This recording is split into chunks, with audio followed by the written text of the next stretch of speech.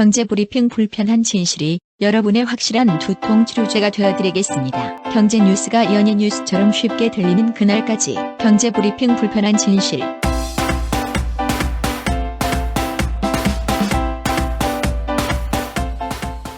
경제브리핑 불편한 진실 8월 9일 순서 시작하겠습니다.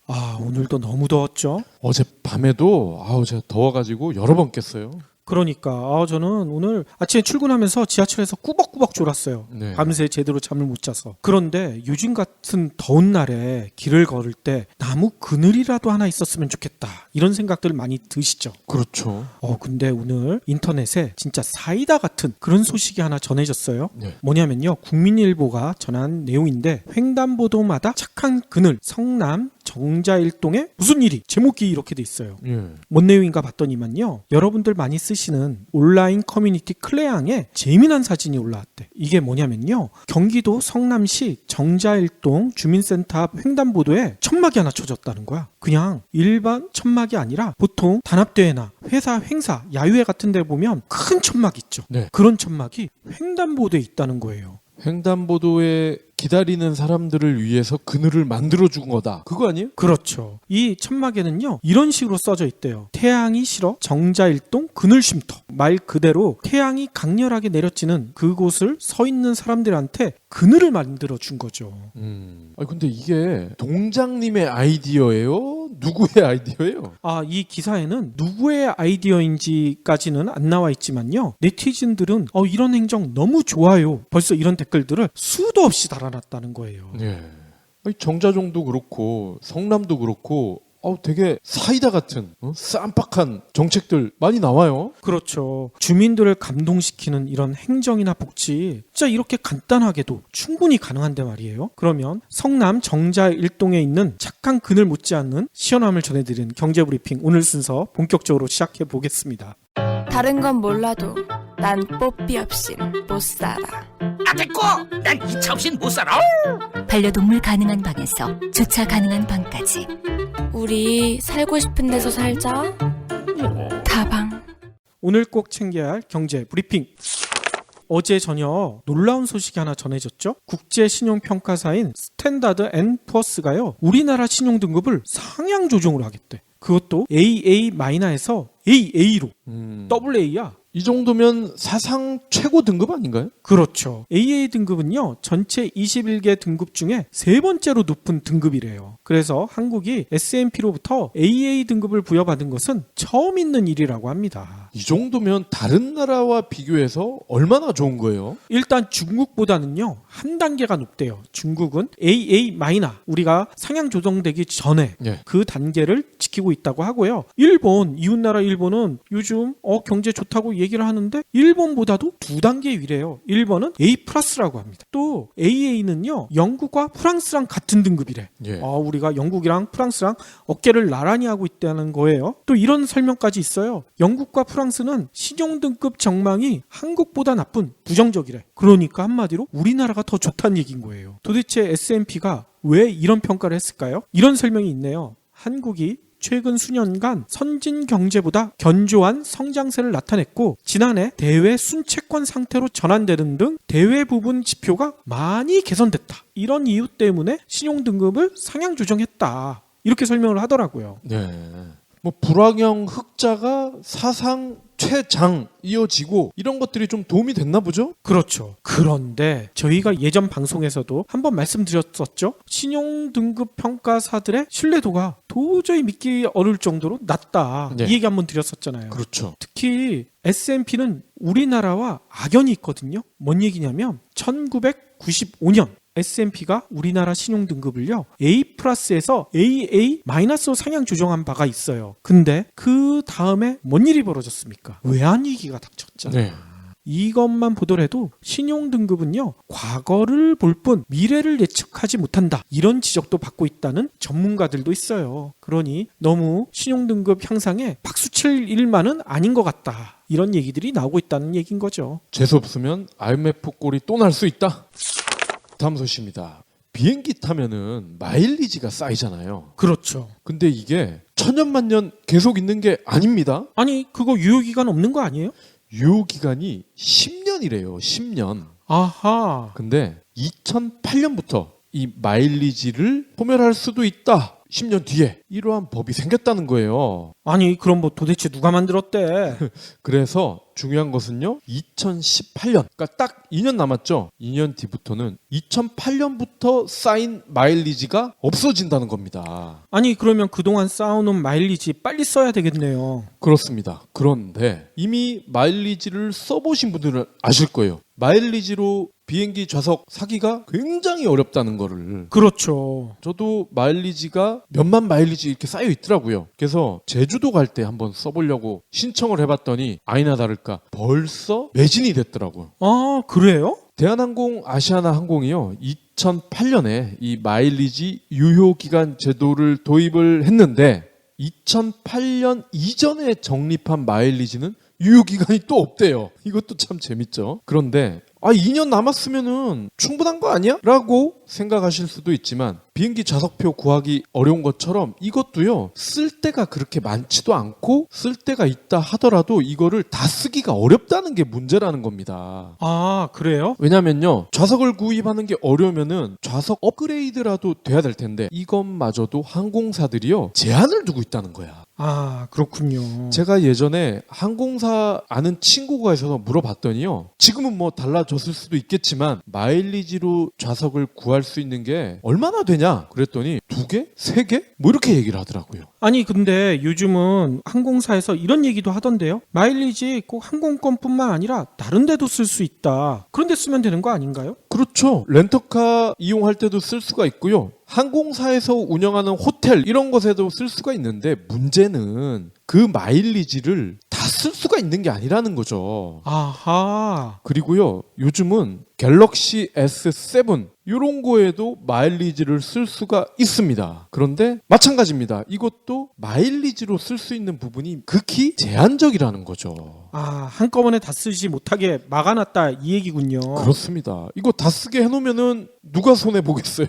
아니 그러면 항공사들이 이렇게 마일리지 쓰는 거 제한 두는 이유가 있을 것 같아요. 마일리지 유효기간을 일단 둔 것은 마일리지 자체가 어떻게 보면은 항공사 입장에서는 부담이거든요. 이 부담을 털어내자는 거죠. 10년 동안 털어내자는 것이고 그리고 마일리지의 일정 부분만 쓸 수 있게끔 해놓은 것도 일정 부분은 어떻게 보면 쿠폰 역할을 하면서 자동차, 그러니까 렌터카나 갤럭시나 호텔이나 이런 데 매출을 늘릴 수 있는 미끼 역할을 할 수도 있는 거죠. 그렇군요. 아무튼 결국 유효기간이 지나서 마일리지 쓰지 못하게 되면 소비자한테는 손해 아니에요. 그렇죠. 항공사는 그냥 꽁돈 생기는 거고. 마일리지 적립에 따른 항공사의 빚이 회계 용어로요. 이연 수익이라는 항목으로 구분이 된다고 합니다. 그런데요. 작년 말 기준으로 이 이연 수익이 대한항공이 1조 7천억, 아시아나가 4,920억 원에 달한다고 합니다. 와, 즉 소비자가 안 씀으로 인해서 이만큼 항공사들이 이익을 보고 있다는 거죠. 왜 안 쓸까요? 쓰기 어렵게 만들어 놨으니까. 발렌타인이나 조니워커, 박 PD 이런 거 좋아하시죠? 양주 중에서는 거의 명품 아닙니까? 그렇죠. 이거는 없어서 못 판다 이런 얘기도 가끔 나올 정도로 인기 있는 양주인데 최근 인천공항 면세점에서요. 이들 양주를 반값 할인 행사를 하고 있대요. 반값이요? 아니 인기 있는 상품을 반값에 팔 이유가 없잖아. 그러게. 너무 이상하지 않아요? 짝퉁 아니에요? 일단 면세점 업계에 따르면요. 롯데 면세점 인천공항점은요. 최근 해외 여행객 대상으로 선물용으로 인기가 높은 최고급 위스키 발렌타인 30년산 이거를 50% 할인 행사를 했대요. 따라서 원래는 380달러 그러니까 우리나라 돈으로 한 42만 원 정도에 팔리던 상품을 21만 원 정도에 살 수가 있다는 거야. 롯데공항 인천 면세점도요. 조니워커 있죠. 네. 조니워커 중에서도 블루 이거를 2병 구입할 시에 병당 164달러였는데요. 40%나 할인해서 98달러에 팔고 있대요. 10만 원이네요. 와 장난 아니죠? 신라 면세점도요. 원숭이의 한정 상품으로 출시된 조니워커 몽키블루 이거를요. 지난달 초부터 한 병 구입할 때 30%, 2병을 구입할 때는 40%를 할인해서 판매한대. 아니 보통 이렇게 물건 파는 사람들이 싸게 내놓을 때는 재고가 많거나 그런 문제가 생긴 거 아니에요.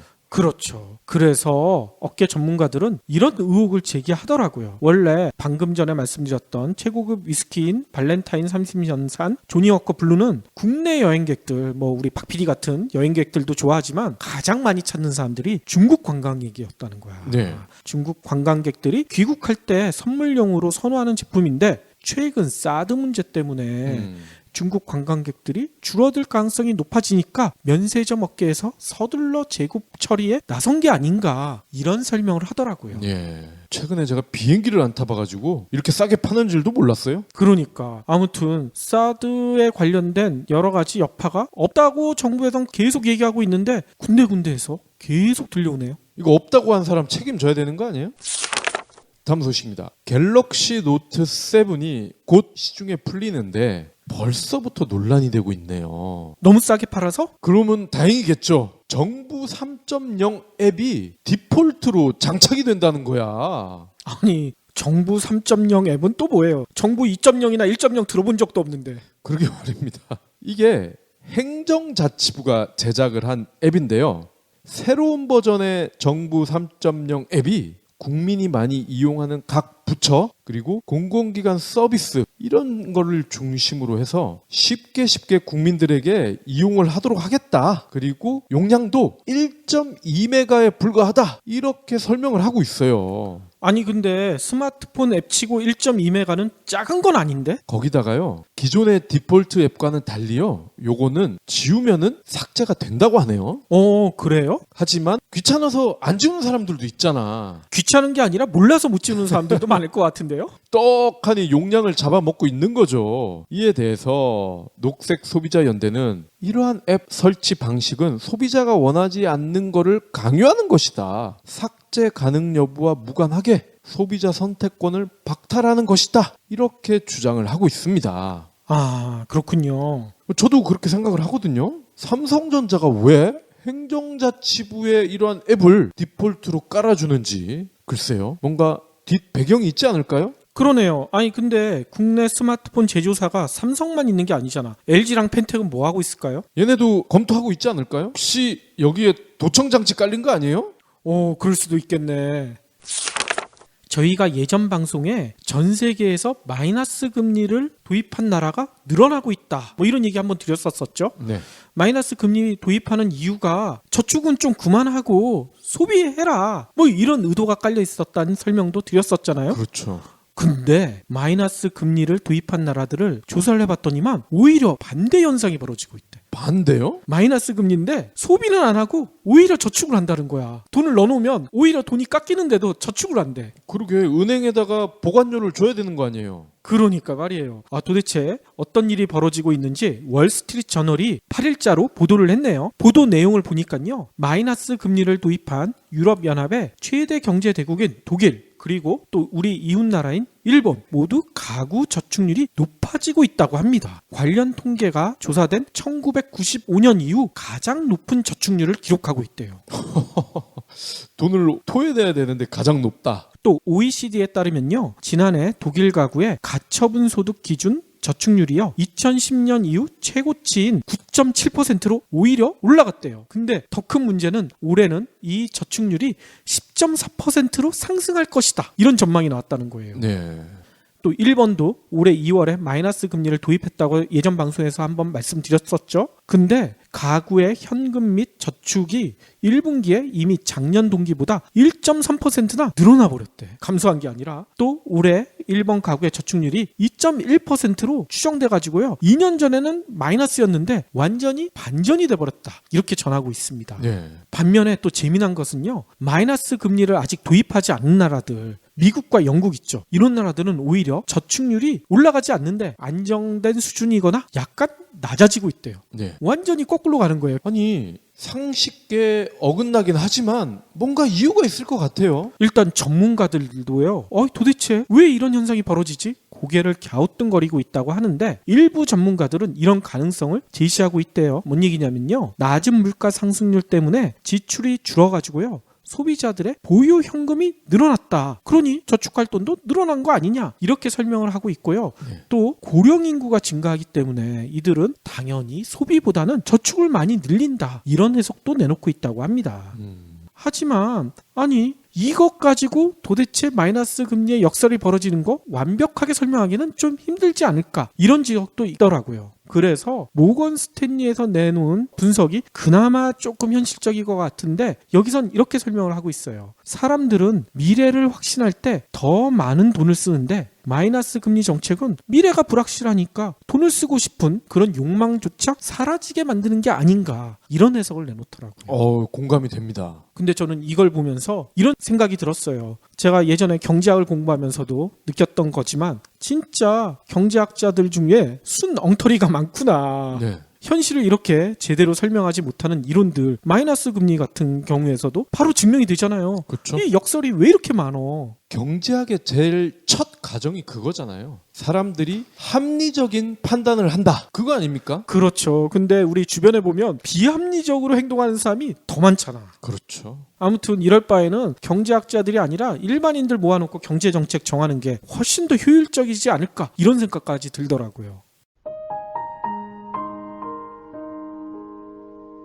안녕하세요. 선안남 심리상담연구소를 운영하고 있는 상담심리사 선안남입니다. 심리상담소 하면 보통 여자분들이 많이 찾아오시는 공간이었는데 최근에 심리상담소를 찾는 남자 내담자들이 참 많아졌습니다. 자기 본연의 모습을 드러내지 못한 채 사회나 가까운 사람이 주는 억압 때문에 힘들어하시는 남자들의 모습을 보면서 남자가 남자를 또 여자가 남자를 이해할 수 있게 돕는 책을 쓰고 싶다는 생각을 했습니다. 그렇게 탄생한 책이 이 책 혼자 있고 싶은 남자입니다. 한마디로 이 책은 여자 상담 심리사의 건강한 남성성 탐구라고 할 수 있습니다. 이 책에서는 다르다는 이유로 여자들이 오해하기 쉬웠고 사회적인 압력 때문에 남자 스스로도 알아채지 못한 마음을 깊이 들여다봤습니다. 남자의 마음속에 무엇이 있기에 그들이 입을 열지 않는지, 위축된 모습을 보이는지, 딸바보가 되는지, 완장에 집착하는지, 시도 때도 없이 분노하는지 등을 이야기합니다. 혼자 있고 싶은 남자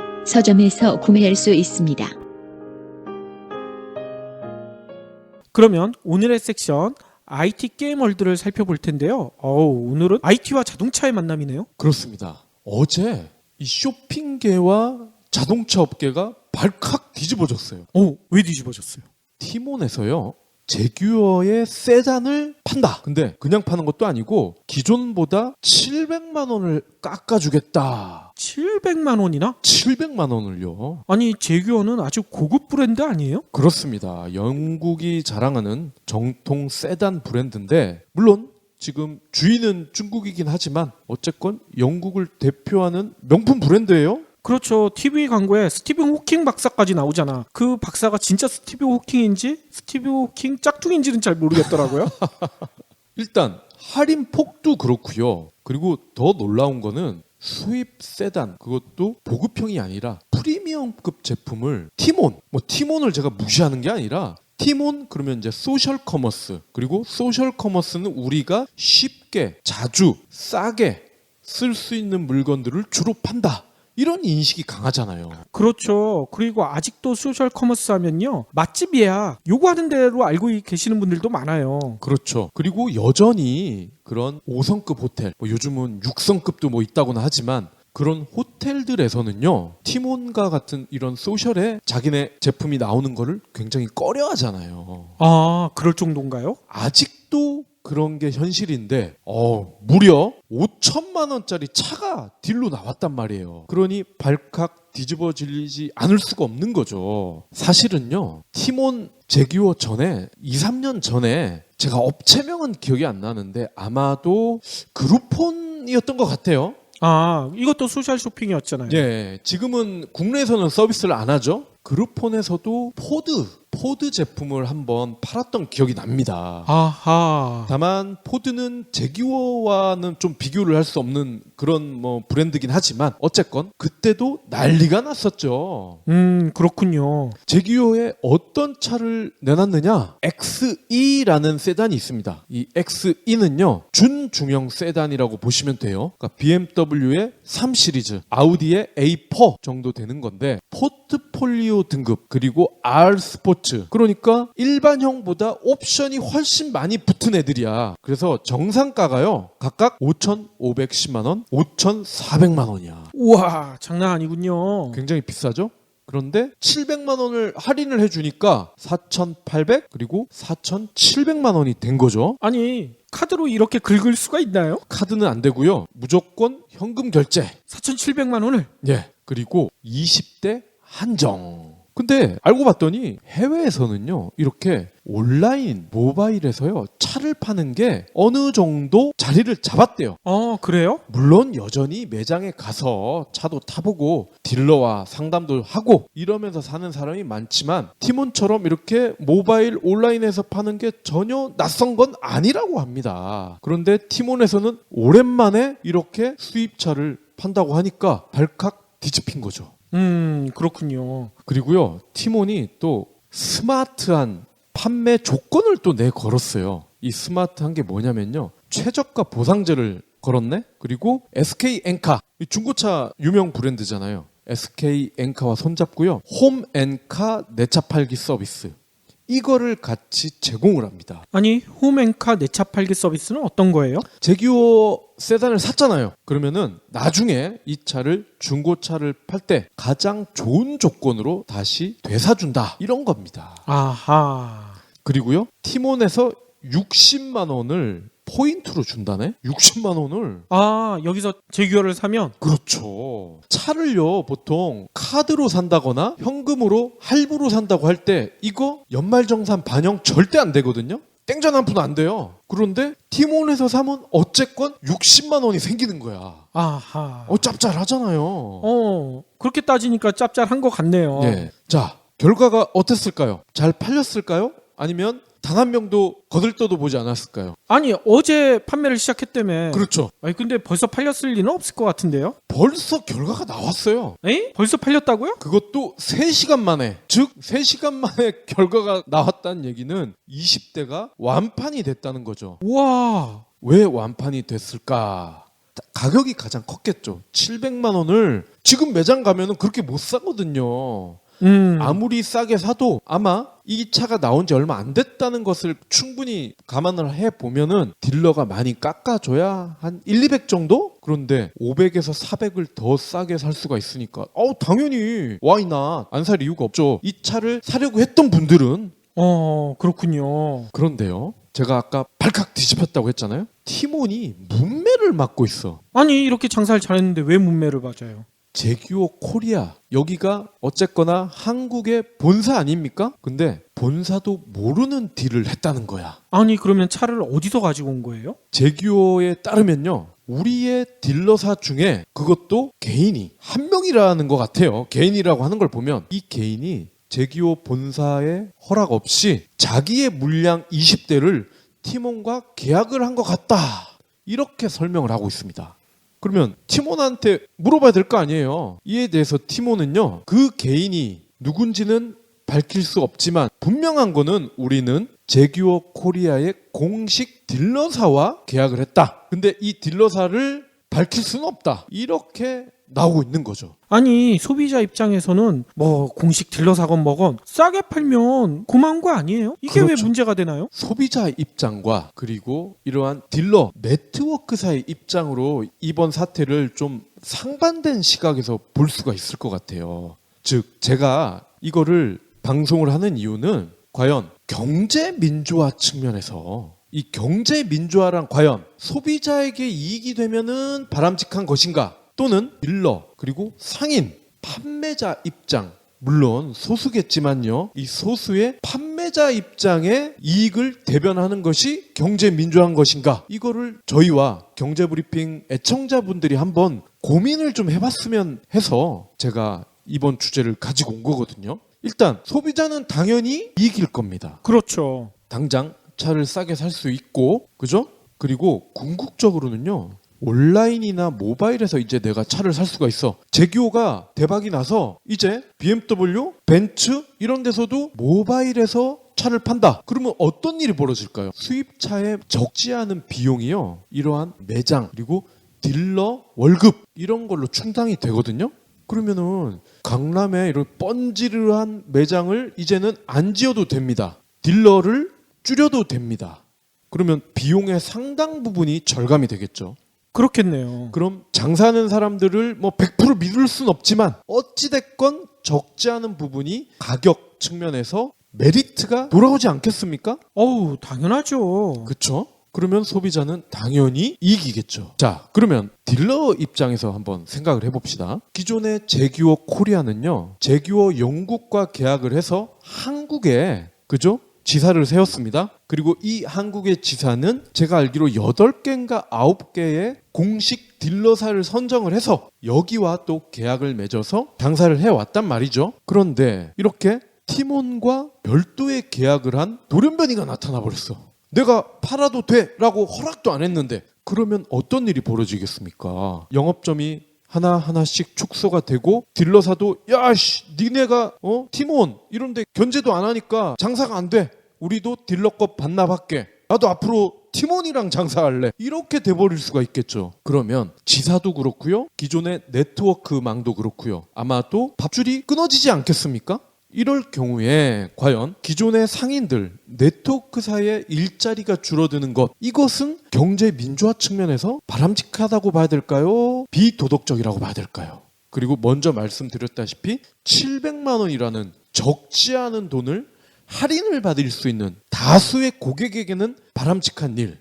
과연 우리가 이거를 어떤 시각에서 바라봐야 될지 한번 고민을 해봐야 될 것 같습니다. 그리고요, 더 중요한 것은요, 바로 다음 사례입니다. 얼마 전에요, 11번가가요 자랑을 해왔습니다. 어떤 자랑을 했느냐? 야마하, 아주 유명한 악기 브랜드 아닙니까? 그렇죠. 최고의 악기 분야에서는 최고 명품이겠죠? 근데 야마하에서 11번가의 공식 매장을 열었다는 거야. 즉 온라인과 모바일 매장이란 얘기죠. 여기는 야마하에서 인정한 공식 매장입니다. 그런데 올 상반기에 작년 대비해서 매출이 35%가 늘었대. 그리고 최근 3년 동안 거래액이요 평균 20%가 증가를 했다는 겁니다. 아하, 이제는 악기 상가 가서 직접 사는 게 아니라 온라인으로 산다는 얘기네요? 그렇습니다. 그리고요 11번가 전체 악기 판매량 이걸 봤더니 43%가 모바일이라는 거예요. 오호.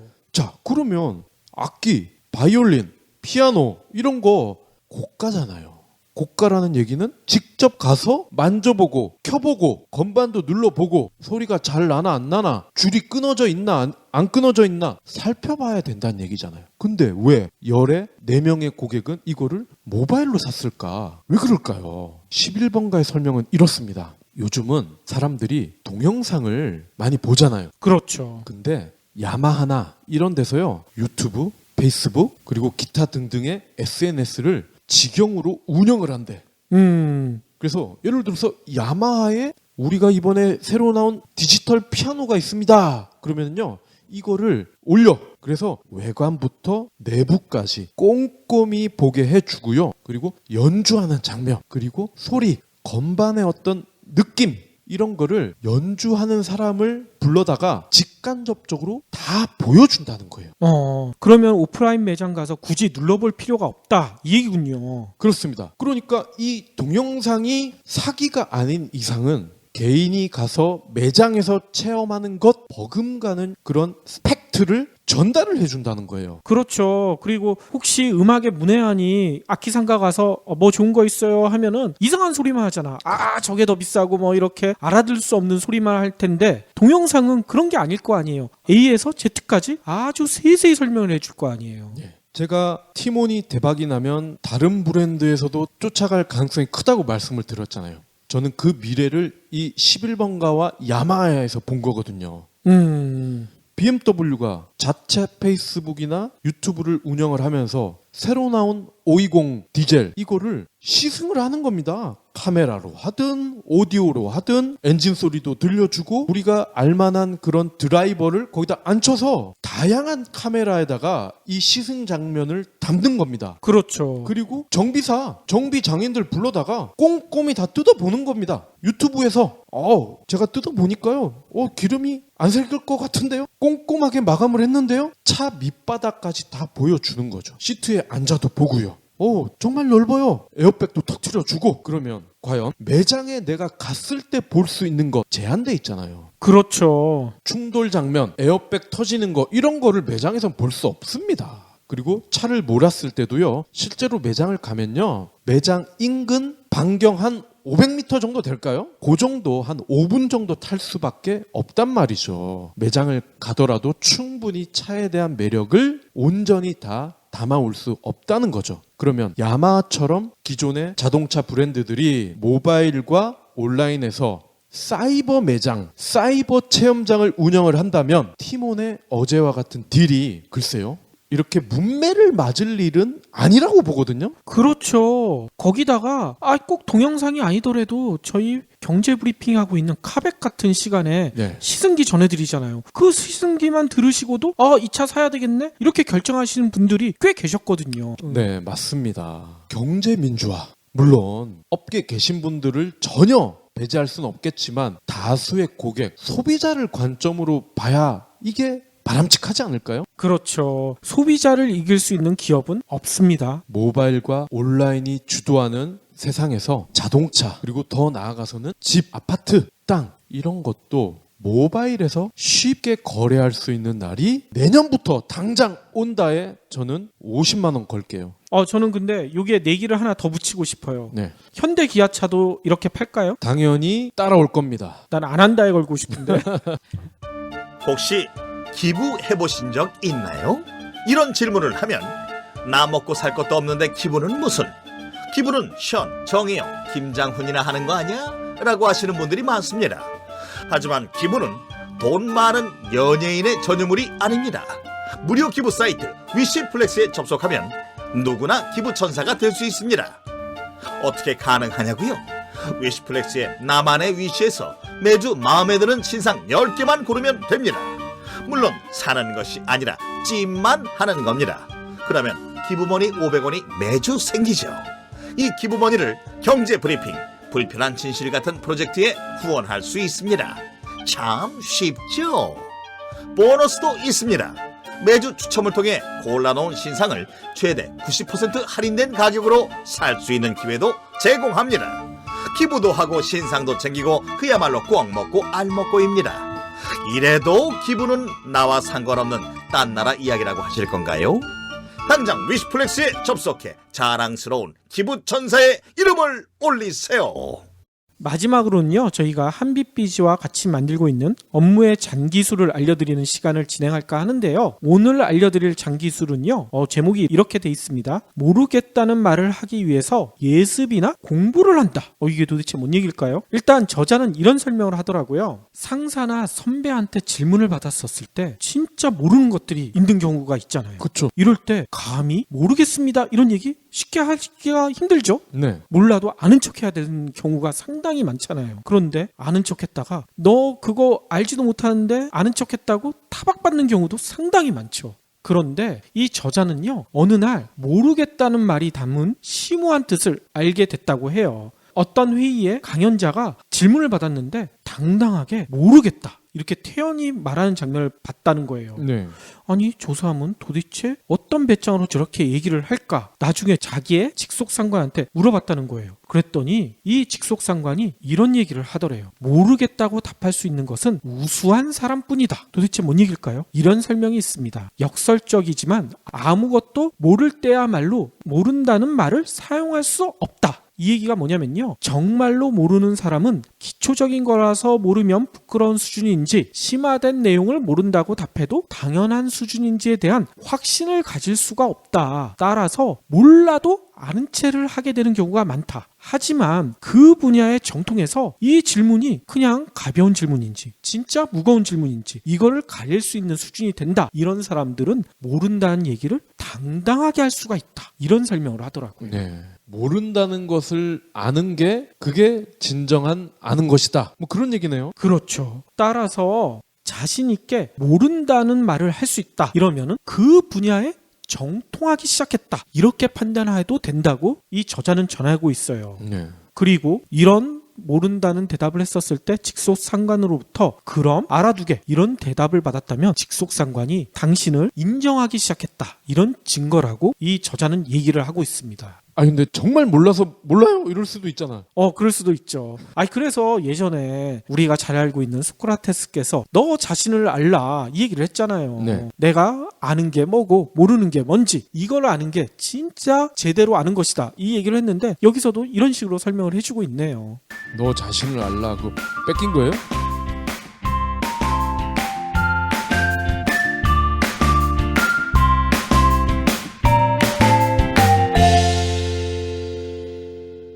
경제브리핑 불편한 진실 완주해 주셔서 감사합니다.